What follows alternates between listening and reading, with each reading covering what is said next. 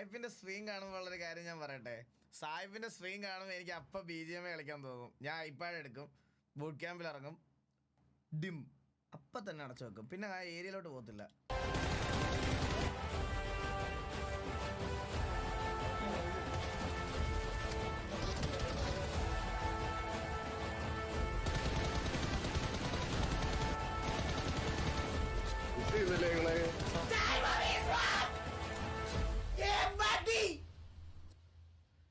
എടാ സായിപ്പ് ഭയങ്കര റേഞ്ചിലാണോ ഈ കളി കളിക്കുന്നത്.